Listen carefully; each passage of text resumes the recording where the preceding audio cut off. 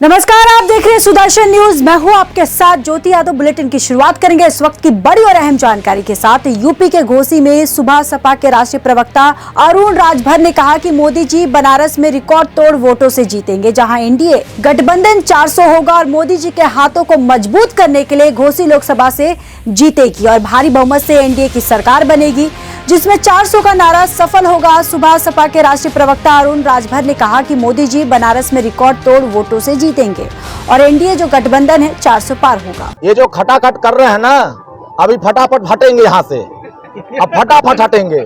80 Lok Sabha seat में फटाफट हट रहे हैं। 5वें चरण का चुनाव संपन्न हो चुका। 6वें और 7वें चरण में आते आते ये साफ हो जाएंगे, फटाफट साफ होंगे।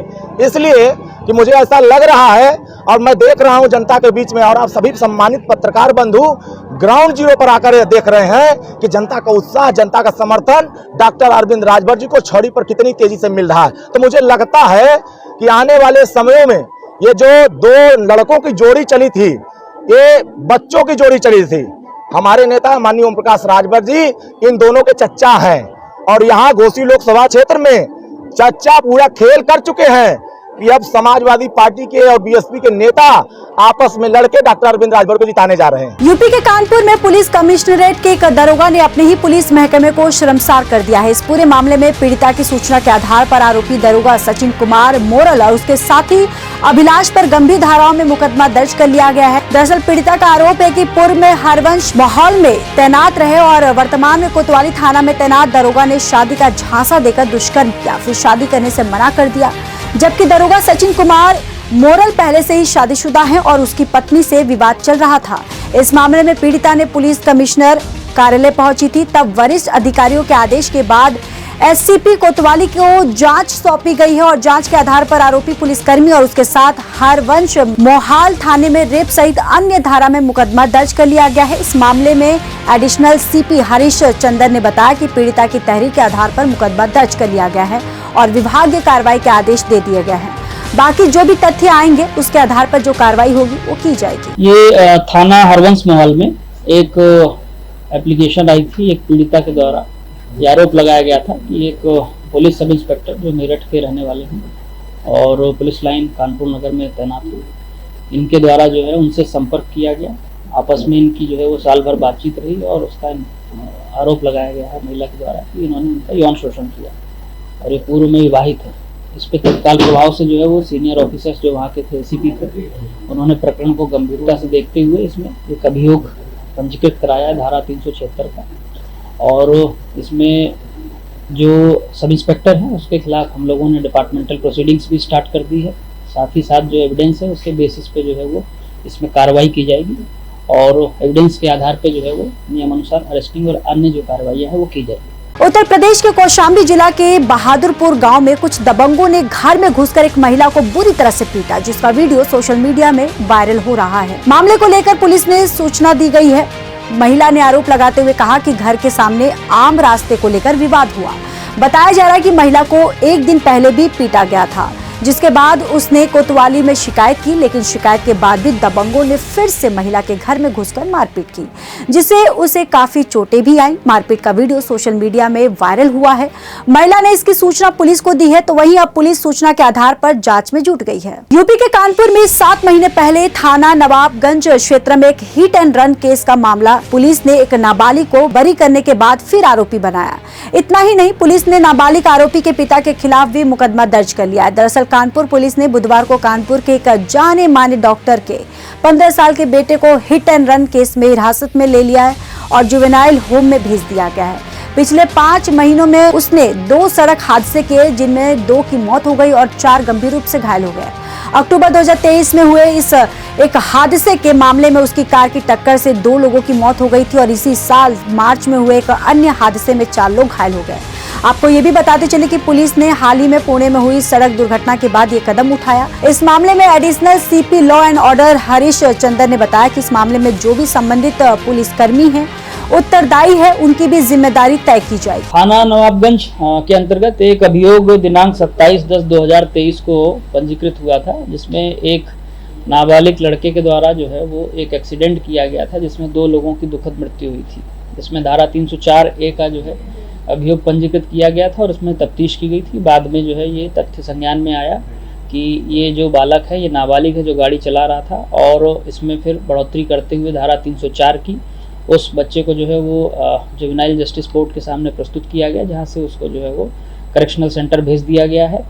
ये भी एक तथ्य प्रकाश में आया कि एक अन्य दुर्घटना इस बालक के द्वारा की गई थी जो 31/3/2024 को थाना बर्रा में पंजीकृत है। उसमें भी जो है वो कुछ लोग घायल हुए थे और उसमें धारा 308 की बढ़ोतरी की गई थी। इस मुकदमे में भी जो है वो एविडेंस कलेक्ट किए गए हैं और साथ ही साथ इसमें इस बालक के जो गार्जियन हैं, जो पिता हैं, उनके विरुद्ध भी जो है वो एविडेंस कलेक्ट करके कार्रवाई की जाएगी कि किन परिस्थितियों में नाबालिग बच्चा जो है वो गाड़ी चला रहा था और गाड़ी क्यों इनको दी गई। और इसमें जो भी चूँकि पूर्व का जो अभियोग है उसमें विवेचना काफ़ी लंबे समय से पेंडिंग थी, उसको देखते हुए इसको एसीपी को स्थानांतरित किया गया था और इसके लिए जो संबंधित पुलिसकर्मी उत्तरदायी हैं उनकी भी जिम्मेदारी तय की जा रही है, उसकी भी जांच की जा रही है। मथुरा जंक्शन विश्व प्रसिद्ध रेलवे स्टेशन है जिस पर देश विदेश से करोड़ों श्रद्धालु ब्रज दर्शन के लिए आते हैं, जिनकी संख्या किसी खास पर्व पर एक दिन में कई लाखों में पहुंच जाती है। रेलवे की छोटी सी लापरवाही यात्रियों की जान पर बन जाती है। आपको ये भी बताते चले कि सभी प्लेटफॉर्म पर बने ओवरब्रिज को निरीक्षण के 2 को लेकर बंद किया गया है। गौरतलब है कि मथुरा जंक्शन पर प्लेटफॉर्म 1 से लेकर 10 तक ओवरब्रिज बना हुआ है, जिससे यात्री सभी प्लेटफॉर्म पर सुगमता से पहुंच जाते हैं, जिससे रेलवे दुर्घटना का शिकार नहीं हो पाते हैं। प्लेटफॉर्म पर अन्य ब्रिज भी बने हुए हैं, लेकिन ये ब्रिज एक दूसरे प्लेटफॉर्म पर जोड़ते हैं। ये बड़ा ब्रिज गेट नंबर 1 से लेकर 2 को भी जोड़ता है, जिसमें यात्रियों को छोड़ने और लेने आने वाले लोगों को कई असुविधाएं नहीं होती हैं। लेकिन रेलवे अधिकारियों ने इस ओवरब्रिज को निरीक्षण और रिपेयर के बहाने बंद किया। तब से बड़ी दुर्घटना होने की आशंका बनी हुई है, क्योंकि यात्री अपनी जान जोखिम में डालकर रेल पटरियों को पार करने के साथ साथ ट्रेनों के नीचे से भी निकल रहे हैं, जहां से 2 दिन पहले एक युवक मालगाड़ी की चपेट में आने के कारण गंभीर रूप से घायल हो गया। आरपीएफ और जीआरपी है, पुलिस दोनों संयुक्त अभियान चलाकर लोगों को जागरूक करती भी यहां नजर आ रही है, जहां कई घटनाएं इनकी सजगता से टल गई और लोगों की सुरक्षा के प्रति कोई लापरवाही नहीं बरती जा रही है। मेरा नाम वंदना शर्मा। वंदना जी, आप यहाँ आई और ये बंद है, आपको उधर जाना है? यस सर, मेरे को उधर जाना है। 3 नंबर पे मेरी गाड़ी जनशताब्दी एक्सप्रेस। कैसे जाएंगी फिर आप? तो अब मुझे कोई रास्ता ही समझ में नहीं आ रहा। हम परिक्रमा दे के आए, थके हुए हैं, बच्चा साथ में मेरे छोटा सा, कैसे हम जाएंगे इतना लंबा चल के? नहीं, रेलवे ने बंद कर रखा है, ये पता नहीं है ना करार लिखा है किसके लिए बंद कर रहा है, ना इसका कंस्ट्रक्शन चल रहा है, तो हमें असुविधा हो रही है जाने के लिए। हम रेलवे से यही गुहार लगाएं कि जैसे खोल दी जाए, और भी जनता वाकई परेशान हो रही है और काफ़ी लंबा रूट घूम के जाना पड़ता है। यूपी के कानपुर में पुलिस चौकी से 500 मीटर की दूरी पर पुलिस के ही घर पर लाखों की चोरी होने का मामला सामने आया। आपको बताते चले कि सैन चौकी से महज 500 मीटर दूर स्थित पुलिसकर्मी के घर को चोरों ने निशाना बनाया। चोर ने कमरे के अंदर रखी अलमारी का ताला तोड़कर 3,25,000 रुपए की नकदी समेत लाखों के कीमत के जेवरात चोरी कर लिए गए। पुलिसकर्मी ने घटना की सूचना पुलिस को दी, वही मौके पर पहुंची पुलिस जाँच पड़ताल में जुट गई है। चौकी के चंद कदम दूरी पर घर में हुई है, तो वही चोरी की घटना से पुलिस गश्त पर सवाल खड़े कर दिया। घटना की सूचना सैन पश्चिम पारा थाना पहुंचकर पुलिस को दी गई और मौके पर पहुंची पुलिस ने फॉरेंसिक टीम और डॉग स्क्वाड की टीम को बुलाकर जांच पड़ताल जो है उसकी कार्रवाई की गई। यूपी के संबल में राजघाट गंगा में उतरते शव को पीएससी और गोताखोरों ने निकाला है और वही मृतक बुलंदशहर जिले के गंगा घाट पर डूबा हुआ बताया जा रहा है, जहाँ पूरा मामला संबल के बबराला घाट के पास राजघाट गंगा का है, जहां गंगा में उतरते एक शव को देखा गया। वहीं मौके पर तैनात मुरादाबाद की 23वीं वाहिनी के पीएससी गोताखोरों और स्थानीय गोताखोरों ने शव को गंगा से बाहर निकाला, तो वहीं पीएससी ने मृतक की शिनाख्त बुलंदशहर जनपद के निवासी के रूप में की है और शव को पोस्टमार्टम के लिए भेज दिया है। घटना ये थी, आज हमारी ड्यूटी यहाँ चल रही थी घाट पर और यहाँ एक डेड बॉडी है, उसको हमने रेस्क्यू करके उसको निकाला है। तो कहाँ के है, कौन, कुछ पता शिनाख्त हो पाई है उनकी? शिनाख्त हो पाई है, उसका नाम है ऋषभ पुत्र अजीत, निवासी लदुपुरा थाना डिवाई जनपद बुलंदशहर का रहने वाला था। अच्छा, कैसे डूबे हैं ये कुछ और पता है घर वालों ने? इसका कोई ऐसा खास जानकारी नहीं मिल पाई है। तो वहीं यूपी के हरदोई में सड़क पर काल बनकर तेज रफ्तार भारी वाहन दौड़ते हुए नजर आ रहे हैं, तो वहीं तेज रफ्तार कंटेनर ने फिर 3 लोगों की जान ले ली। दरअसल घटना हरदोई के मलावा थाने के राघोपुर क्षेत्र के मगराहा तिराहे की बताई जा रही है, जहां तेज रफ्तार आ रहे कंटेनर ने मोपेड में टक्कर मारी, तो वहीं भीषण सड़क हादसे में तीनों मोपेड बुलेट सवार की मौत हो गई है, जहां राहगीरों की सूचना पर मौके पर पहुंची पुलिस ने मृतकों के शव को पोस्टमार्टम के लिए भेज दिया है और कंटेनर को कब्जे में लेकर आगे की जो कार्रवाई है शुरू कर दी है। ये मामला थाना मल्लावा अंतर्गत मगराहा तिराहा का है, जहां पर एक ट्रक जो कि कन्नौज से संडीला जा रहा था तथा 3 लोग मोटरसाइकिल सवार जो मगराहा गांव से निकल रहे थे।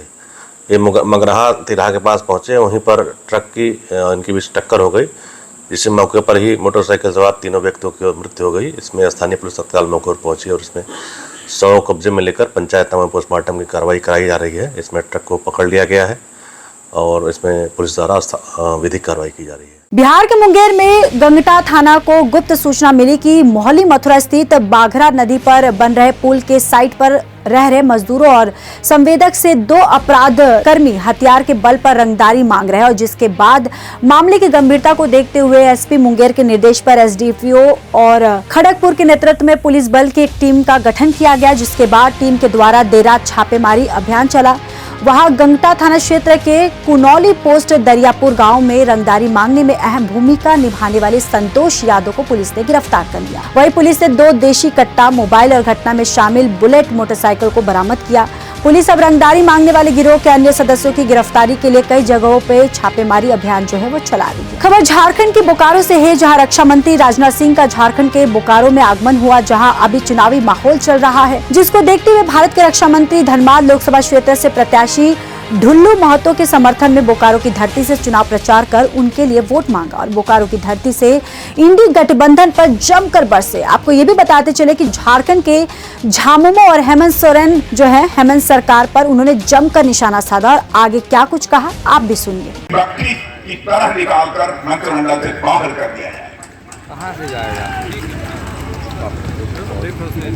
कांग्रेस की सरकारों को भी आपने देखा है, कई सरकारों के उनके मंत्रियों पर भ्रष्टाचार के गंभीर आरोप लगे और एक सरकार तो इनकी ऐसी थी, भ्रष्टाचार के मामले में इन्हीं के मंत्री को जेल की हवा खानी पड़ी थी। फिर भी उस पार्टी के साथ इन लोगों ने आज तक अपना गठबंधन कायम रखा है। ये लोग ईमानदारी की बात करते हैं, कहते हैं कि भारतीय जनता पार्टी की सरकार बन गई, मोदी जी आ गए तो आरक्षण की व्यवस्था को समाप्त कर देंगे। बहनों भाइयों, किसी की हिम्मत नहीं है कि भारत के में जो आरक्षण की व्यवस्था है उसको समाप्त कर दे अथवा उसमें कोई कमी लाने की कोशिश करे। किसी भी सूरत में भारतीय जनता पार्टी से नहीं होने देगी। धर्म के आधार पर आरक्षण देकर इस देश के अल्पसंख्यकों को यह गुमराह करने की कोशिश कर रहे हैं।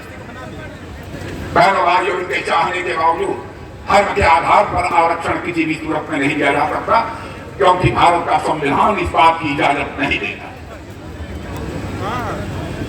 हम लोग हिंदू, मुसलमान, ईसाई, यहूदी इस आधार पर भेदभाव करने वाली पार्टी नहीं है, लेकिन जनता की आंखों में धूल झोंक कर हमने कभी राजनीति नहीं की है। राजनीति हम लोगों ने की है तो जनता की आंखों में आंख डालकर बराबर राजनीति की है।